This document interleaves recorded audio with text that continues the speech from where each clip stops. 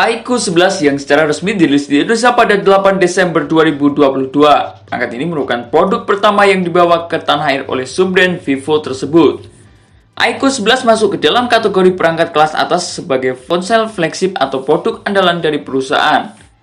Salah satu sektor yang cukup menarik adalah performanya yang dinagai oleh chipset berkekuatan tinggi dan luar biasa dari Qualcomm. Chipset yang dimaksud yakni Snapdragon 8 Gen 2 yang merupakan SoC terbaru dari Qualcomm, sehingga ponsel ini sangat diperuntukkan untuk kebutuhan gaming bagi para penggunanya.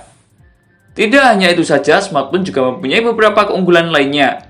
Untuk mengetahui lebih mendalam, berikut kelebihan dan kekurangan iQOO 11 yang telah tim forum Gadget rangkum.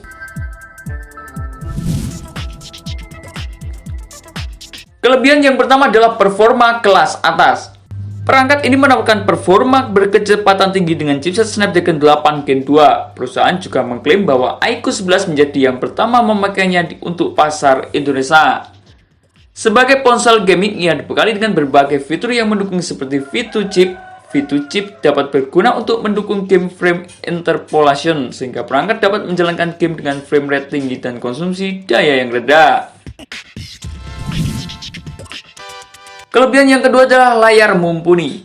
Selain performa tinggi, iQOO 11 juga membawa layar yang mumpuni untuk digunakan berbagai aktivitas termasuk kebutuhan gaming. Sebab ponsel dibekali dengan refresh rate tinggi berkecepatan 144 Hz yang mempengaruhi FPS, waktu respon, dan latensi rendah sehingga gameplay bakal terasa lancar. Selain itu, refresh rate sebesar itu juga dapat membacakan pengguna dalam hal scrolling media sosial. Pergerakan layar akan berjalan lebih smooth dalam mempengaruhi frame setiap detiknya. Ponsel yang dibekali dengan tingkat kecerahan hingga 1500 nit yang masih bisa terlihat jelas saat kondisi outdoor ataupun di luar ruangan. Keunggulan yang ketiga adalah dari sektor kameranya.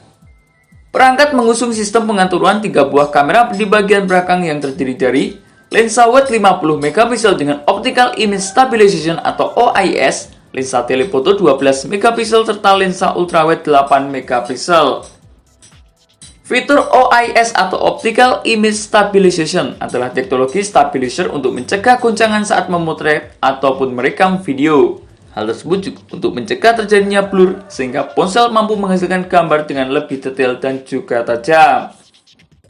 Seperti yang kita ketahui, lensa telefoto mempunyai harga yang lumayan mahal. Lensa ini kemampuan untuk melakukan pembesaran atau zoom optik 3 kali gambar. Kelebihan yang selanjutnya adalah dilengkapi dengan LPDDR5X dan juga UFS 4.0. RAM adalah sebagai penyimpanan memori sementara. Semakin tinggi kapasitasnya, semakin banyak data dapat disimpan oleh aplikasi. Untungnya, perangkat ini tersedia dengan RAM berkapasitas sebesar 16 GB yang sangat besar untuk kebutuhan sehari-hari. Dengan begitu, kamu dapat menjalankan berbagai aplikasi ataupun multitasking secara bersamaan dengan lancar. Game dapat menyimpan data sementara dengan jumlah yang lebih besar. Kelebihan yang selanjutnya adalah dilengkapi dengan fast charging. Semakin kesini, teknologi berkembang cukup pesat tidak kecuali sektor pengisian dayanya. iQOO 11 mempunyai teknologi pengisian daya cepat berdaya 120 watt yang digunakan untuk mengisi baterai berkapasitas jumbo yakni 5000 mAh. Dengan teknologi tersebut, baterai dapat terisi hingga penuh dengan sangat cepat. Kelebihan yang selanjutnya adalah dilengkapi dengan fitur NFC. NFC memiliki banyak fungsi, salah satunya adalah untuk top up dan juga cek saldo uang elektronik. Fitur ini juga berguna untuk mengirimkan atau berbagi kontak ke perangkat lain yang mendukung. Selain itu, berbagi foto maupun video dapat dilakukan dengan cukup mudah. Kelebihan yang selanjutnya adalah desain elegan. Smartphone kelas atas dari iQOO mengusung desain yang elegan dengan varian warna white dan juga black. Warna putih merupakan hasil kolaborasi dengan BMW Motorsport dengan menampilkan garis ikonik dari BMW Motorsport di bagian punggungnya. Sementara itu, kamu juga harus memperhatikan kekurangan yang ada pada iQOO 11 ini. Kekurangan yang pertama adalah tidak adanya slot kartu microSD. Smartphone dengan harga mid-range hingga flagship kebanyakan tidak lagi menawarkan slot microSD untuk memperbesar penyimpanannya. Tetapi kapasitas sebesar 256 GB sudah cukup besar untuk menyimpan beragam file ini. Kekurangan yang kedua adalah belum IP rating. Perangkat ini belum dilengkapi dengan sertifikasi IP.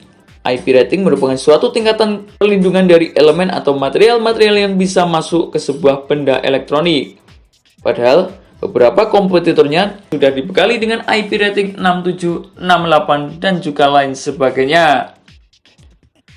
Kekurangan yang terakhir adalah tidak ada jack audio 3,5 mm. Selain micro SD, perangkat kelas atas juga tidak menawarkan lubang jack audio 3,5 mm. Lubang itu biasanya digunakan untuk menyambungkan perangkat ke headset atau handphone. Dikarenakan iQOO 11 tidak mendukung jack audio 3,5 mm, sehingga kamu bisa membeli TWS yang bisa disambungkan melalui koneksi tanpa kabel menggunakan Bluetooth. Dan itulah beberapa informasi mengenai kelebihan dan kekurangan dari iQOO 11 5G. Semoga informasi dari kami bisa membantu kamu sebelum membeli sebuah smartphone terbaik sesuai dengan yang kamu inginkan. Terima kasih telah menonton video ini. Jangan lupa like, komen, dan share agar channel ini bisa terus berkembang.